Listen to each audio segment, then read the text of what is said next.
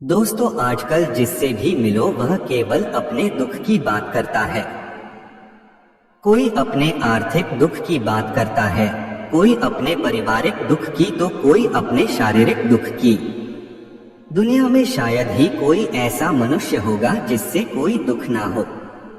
खैर, हमारे जीवन में सुख दुख तो आते जाते ही रहते हैं, परंतु मजे की बात यह है कि हम अपने दुख के लिए कभी ईश्वर को, कभी किस्मत को, तो कभी दूसरों को दोषी ठहराते हैं। क्या आप जानते हैं मनुष्य को दुख कौन देता है? दोस्तों, क्या आप जानना चाहते हो कि मनुष्य को दुख कौन देता है? तो चलिए दोस्तों, मैं आपको एक कहानी के माध्यम से ये समझाने का प्रयास करूंगा कि मनुष्य को दुख कौन देता है, और आखिर में आपको इसका समाधान भी मिलेगा। तो चलिए दोस्तों, कहानी शुरू करते हैं। एक बार महात्मा बुद्ध किसी गांव में प्रवचन दे रहे थे। वे अपनी बात को समाप्त करते हुए बोले, मानव के दुख का कारण है स्वयं को किसी से बांधना। जहां भी मोह होता है, बंधन होता है, वहां दुख स्वयं ही उत्पन्न हो जाता है। अतः अपने बंधनों को जानें और उनसे बाहर निकलने का प्रयास करें। इसके बाद उन्होंने सभी लोगों को आशीर्वाद दिया और फिर अपने आश्रम को लौट गए। अगले दिन उनसे एक व्यक्ति मिलने आया। वह बुद्ध को दंडवत करता हुआ बोला, महात्मन, मैंने कल आपका उपदेश सुना। आपकी बातें मेरे हृदय में उतर गई हैं। मैंने अपने बंधनों को तोड़ दिया है, सारी मोह माया का त्याग कर दिया है। अब मैं आपकी शरण में आना चाहता हूँ। उस व्यक्ति की बातें सुनकर बुद्ध मुस्कुराए और धीरे से बोले, मुझे विस्तार से बताओ वत्स, तुमने कौन कौन से बंधन तोड़े और किसका मोह त्याग दिया है? वह व्यक्ति बोला, मेरे घर पर मेरे बूढ़े माता पिता और पत्नी है। मेरा एक छोटा बच्चा भी है। मेरी पत्नी बहुत बीमार रहती है। उसके कष्ट देखकर मैं अक्सर सोचता रहता था कि वह मर जाए तो उसके कष्ट दूर हो जाएं। उसकी वजह से मैं बहुत दुखी रहता हूँ। लेकिन कल जब मैंने आपका उपदेश सुना तो मेरी समझ में आ गया कि मेरे परिवार से मेरा बंधन ही मेरे दुखों का कारण है। अगर मैं इसके चक्कर में पड़ा रहूंगा तो कभी सत्य को नहीं जान सकूंगा। इसलिए मैं अपने घर को त्याग कर आपके पास आया हूँ। बुद्ध ने पूछा, क्या तुम सचमुच सभी बंधनों से मुक्त हो गए हो? देख लो, कहीं कोई बंधन तुम्हारे पीछे रह तो नहीं गया। वह व्यक्ति बोला, नहीं प्रभु, मैं अपने जीवन की सारी चीजों को पीछे छोड़ आया हूँ और अब आगे बढ़ना चाहता हूँ।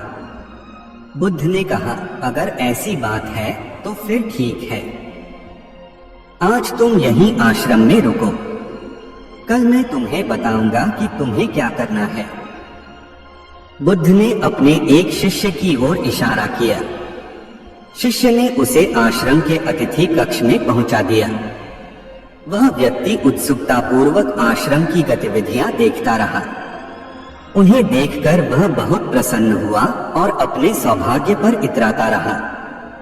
अगले दिन बुद्ध ने उस व्यक्ति को एक कार्य सौंपते हुए कहा, तुम्हें पूर्व की दिशा में जाना है।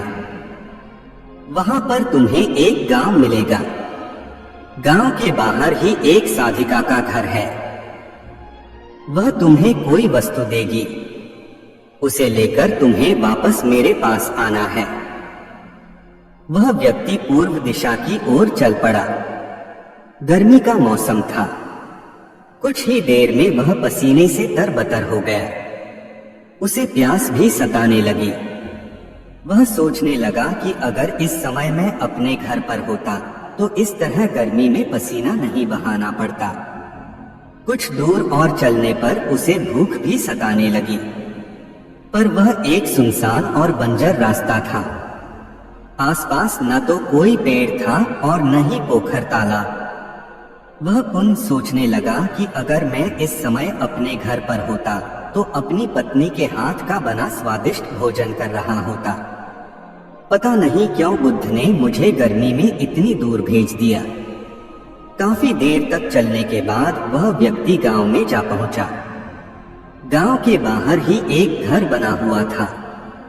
उसने दरवाजे के पास पहुंचकर उसे धीरे से खटखटाया। दरवाजे को एक साधिका ने खोला। उसके चेहरे पर एक अद्भुत तेज था। वह व्यक्ति उसे देखकर मंत्रमुग्ध हो गया। साधिका ने उसे अभिवादन करते हुए कहा, मैं जानती हूँ कि आपको बुद्ध ने भेजा है, आप अंदर आ जाएं। वह व्यक्ति घर के अंदर चला गया। साधिका के कहने पर उसने पानी से हाथ मुंह धोया और एक चटाई पर बैठ गया। साधिका ने उसके सामने भोजन की थाली रख दी। वह जल्दी जल्दी भोजन करने लगा। अचानक उस व्यक्ति की नजर साधिका के पैरों पर पड़ी। उसके पैर बहुत सुंदर थे। वह उन्हें देखता ही रह गया। तभी साधिका ने उसका ध्यान भंग किया। वह बोली, जिस व्यक्ति को बुद्ध के चरणों में स्थान मिल जाता है, फिर उसे किसी अन्य के चरणों की आवश्यकता नहीं पड़ती। साधिका की बात सुनकर वह व्यक्ति लज्जित हो गया और नजरें नीची करके चुपचाप भोजन करने लगा। भोजन करने के बाद साधिका ने कहा, आप बहुत दूर से आए हैं, थक गए होंगे, यहीं चटाई पर लेट जाएं, मैं पंखा कर दूंगी। वह व्यक्ति बहुत थका हुआ था। वह चटाई पर लेट गया और अपनी आंखें बंद कर ली। साधिका उसे पंखा करने लगी, पर लेटने के बाद भी उस व्यक्ति को चैन नहीं आया।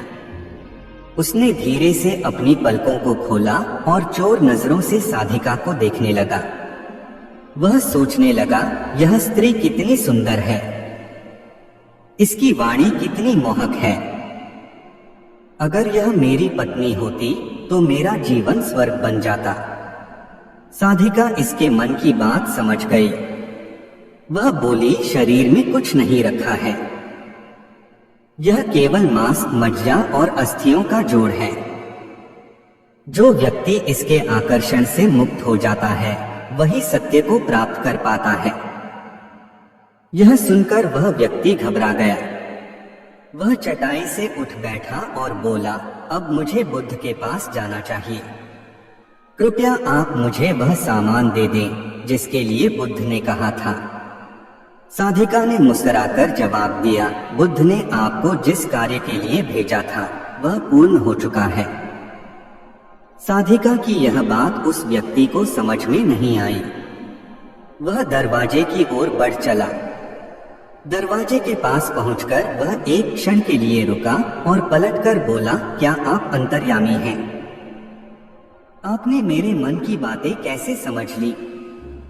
वह स्त्री मुस्कुराते हुए बोली, बुद्ध की कृपा से मैं मोह माया से ऊपर उठ चुकी हूँ, इसलिए भावनाओं से निर्लिप्त हूँ और किसी के चेहरे को देखकर उसके मन में उठने वाले विचारों को समझ लेती हूँ। उसकी बातें सुनकर वह व्यक्ति एक बार पुनः लज्जित हुआ और सोचने लगा कि जिस स्त्री ने सच्चे मन से मेरा सत्कार किया, मैं उसके बारे में क्या क्या सोचता रहा। उसके बाद वह बुद्ध के आश्रम की ओर लौट पड़ा। आश्रम में पहुंचकर वह व्यक्ति बुद्ध के चरणों में गिर पड़ा और बोला, महात्मन मुझे क्षमा कर दें, मैं बड़ा पापी हूँ।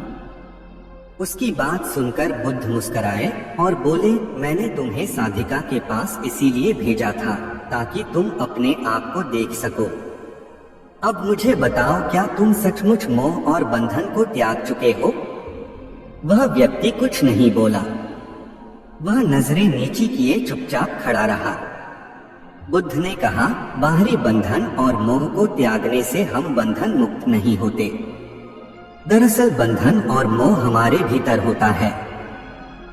तुमने परिवार को छोड़ दिया और सोचा कि मैं बंधन मुक्त हो गया, लेकिन जैसे ही तुम्हें अवसर मिला, तुम्हारे भीतर का मोह जाग उठा और इसी वजह से आज तुम अपने आप को पापी समझ रहे हो। मुझे क्षमा कर दें प्रभु। उस व्यक्ति ने अपने हाथ जोड़ दिए। फिर वह धीरे से बोला, आप सही कह रहे हैं, मैं केवल अपनी पत्नी से पीछा छुड़ाना चाहता था। वह बहुत बीमार रहती है। 1 वर्ष से हमारे बीच संबंध भी नहीं बन पाए। मैं कुछ ज्यादा कमाता भी नहीं हूँ, इसलिए मैं अपने परिवार के दायित्वों का निर्वहन भी ठीक ढंग से नहीं कर पा रहा हूँ। शायद इसीलिए मैं अपने परिवार से पीछा छुड़ाना चाहता था, पर अब मैं समझ गया हूँ मेरा परिवार ही मेरा सत्य है और उसके दायित्वों का निर्वहन ही असली कर्म है। बुद्ध बोले, मैं जो कुछ भी कहता हूँ वह अपने अनुभव के आधार पर कहता हूँ। लोग मेरी बातों को सुनते तो हैं, पर वे अपने स्वार्थ के अनुसार ही उसका अर्थ ग्रहण करते हैं। इसीलिए मोह, माया, कामना, इच्छा, वासना, क्रोध को लोग बाहर की ओर खोजते हैं, जबकि यह हमारे भीतर ही है।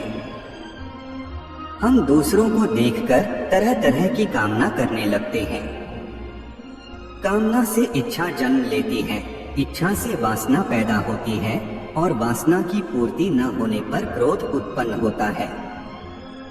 यह सब एक दूसरे से जुड़े हुए हैं। क्रोध के लिए हम सदैव दूसरे को जिम्मेदार ठहराते हैं, जबकि क्रोध का स्रोत हमारे भीतर है। तुम चाहोगे तो क्रोध आएगा, तुम चाहोगे तो क्रोध नहीं आएगा।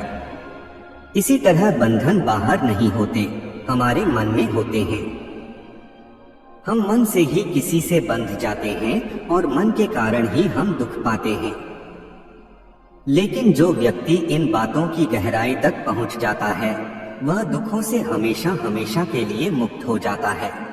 तो दोस्तों, आप भी अपने बंधनों को पहचानो और उनका त्याग करो और दुखों से हमेशा हमेशा के लिए मुक्त हो जाओ। धन्यवाद। नमो बुद्धाय।